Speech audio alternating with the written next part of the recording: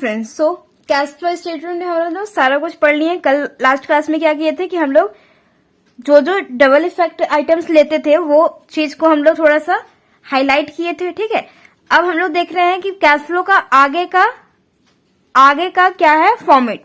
Okay, ठीक है। तो पहले हम लोग क्या लिखे, पहले हम लोग लिखे कैश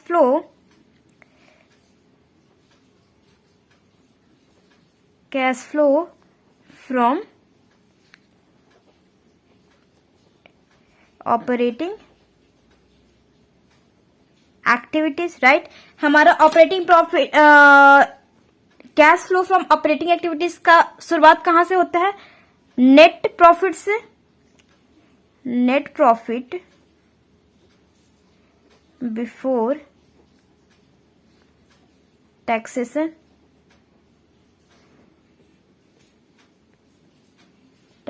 एंड एक्स्ट्राऑर्डिनरी आइटम्स,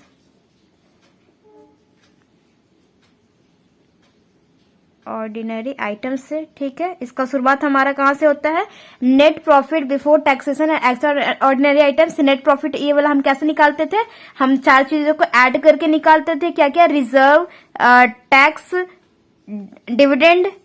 ठीक है, ये सब चीजों को क्या करते थे हम लोग? ऐड बैक कर देते थे और जाकर के फिर हमारा क्या आ जाता?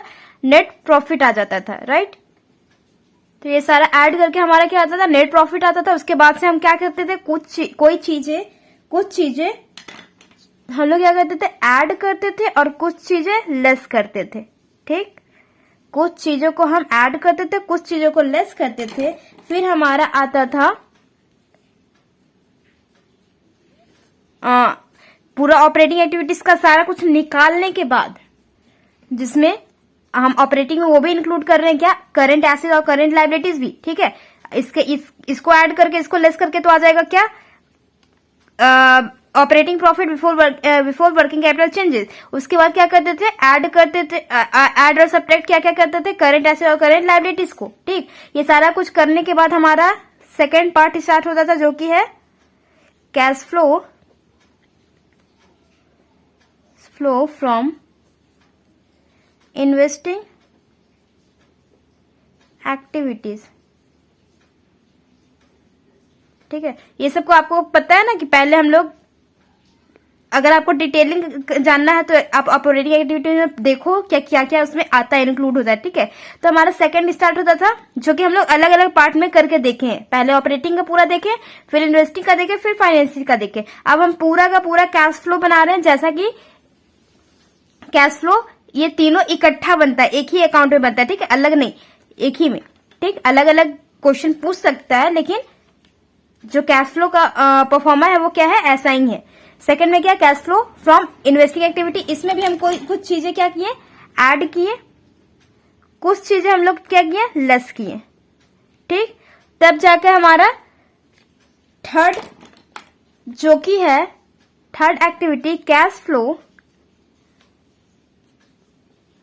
Flow from financing activities. ठीक, ये हमारा स्टार्ट हो जाता था फाइनेंसिंग एक्टिविटीज। ठीक, तो फाइनेंसिंग एक्टिविटी के बाद हमने क्या किया? तीन अमाउंट निकाला। एक मिनट, हमने ऑपरेटिंग का पूरा अमाउंट निकाला, इन्वेस्टिंग का टोटल अमाउंट निकाला, फाइनेंसिंग का टोटल ओहो एक मिनट, तो हम इसमें भी क्या किए? कुछ ऐड किए और कुछ लेस किए, राइट। ऐड किए, कुछ लेस किए, तो तब जाके हमारे पास क्या आया? ऑपरेटिंग का टोटल जितना भी हम आइटम्स लिखे इसमें, उसके अंदर सारे को ऐड सब्ट्रैक्ट करके जितना टोटल आया, ये सारा का सारा या यहाँ अमाउंट आएगा बाहर, जो कि पार्ट किसका पार्ट होगा? ऑपरेटिंग का। इन्वेस्टिंग का कुछ चीजें ऐड किए, कुछ सब्ट्रैक्ट किए, फिर हमारा जो अमाउंट आया ये बाहर आ गया। इन्वेस्टिंग का कुछ चीजें ऐड किए, कुछ चीजें लेस किए, उसके बाद जो अमाउंट आया हमारा वो आ गया बाहर अमाउंट में। अब क्या करना है? अब इन तीनों को ऑपरेटिंग, इन्वेस्टिंग और फाइनेंसिंग एक्टिविटी को, दिख रहा है, ठीक है। क्या ऑपरेटिंग, इन्वेस्टिंग और फाइनेंसिंग एक्टिविटी तीनों के अमाउंट को क्या करना है, ऐड करना है, और फिर हमारा क्या निकल जाएगा, तीनों को ऐड करके हमारा जो भी अमाउंट निकलेगा यहाँ पे ये वाला, ठीक है, ये वाला जो अमाउंट निकलेगा ना, इसको हम कहेंगे, जो कि फर्स्ट सेकंड थर्ड, अब फोर्थ नंबर पे आ गए। फोर्थ में क्या निकलेगा, नेट इंक्रीज या डिक्रीज,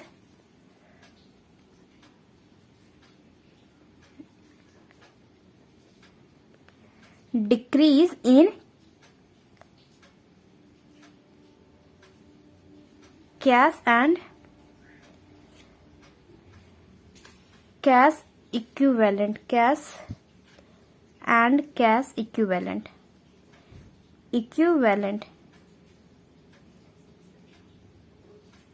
कैसे आया, तीनों को ऐड करके, कौन कौन से, फर्स्ट को, सेकंड को और थर्ड को, ये तीनों को ऐड किया हमने तो ये वाला अमाउंट आ गया। चलो यहां लिख देती हूँ, ये वाला अमाउंट आ गया, ठीक है, फाइनल, ये तीनों को ऐड करने के बाद। ओके, आगे क्या काम है हमारा, अगला जो है फोर्थ हो गया। फिफ्थ में क्या है कि फिफ्थ में हमें कुछ चीजें ऐड करनी है। क्या ऐड करनी है, हमें कुछ चीजें ऐड करनी है, जो कि है ऐड करनी है क्या, cash and cash equivalent in the beginning of the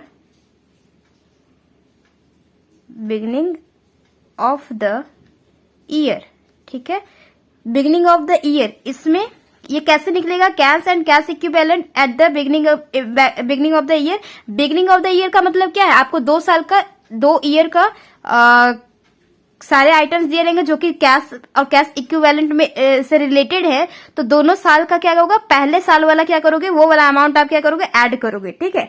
तो कैश और कैश इक्विवेलेंट में क्या क्या आइटम आ जाएंगे, इसमें आ जाएंगे cash in hand, cash in bank और करेंट इन्वेस्टमेंट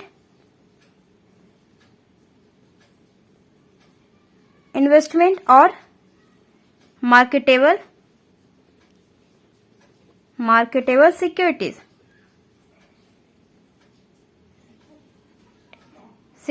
ठीक है। ये सारे के सारे क्या है, हमारे कैश और कैश इक्विवेलेंट है, ठीक है। तो कौन सा लेना है, पहले ईयर का, ठीक है, 2 ईयर का दिया रहेगा, आपको फर्स्ट ईयर का लेना है, वो क्या करना है, ऐड करना है, किसमें, इस अमाउंट में। तो इस अमाउंट में आप ऐड कर लोगे, इस अमाउंट में आप इसको, ये जो भी आपका ये अमाउंट आएगा, इसको ऐड कर लोगे, और ऐड करने के बाद जैसे कि ये वाला कुछ अमाउंट होगा, यहाँ पे कुछ अमाउंट, ये सारे को ऐड करके आपने यहाँ लिखा, फिर इन दोनों को ऐड करके आप यहाँ पे लिखे, ठीक, यहाँ लिखे, और इन दोनों को ऐड करने पे आपको क्या आना चाहिए, यहाँ पे जो अमाउंट आएगा वो आपका आना चाहिए, क्या करके, 6 वाला करके, 6 में जो हेडिंग है वो करके आपका अमाउंट कितना आना चाहिए, ये वाला अमाउंट आना चाहिए, तब आपका कैश फ्लो स्टेटमेंट पता चलेगा कि आपका कैश फ्लो स्टेटमेंट बिल्कुल सही है। तो फिफ्थ में क्या है, कैश एंड कैश इक्विवेलेंट,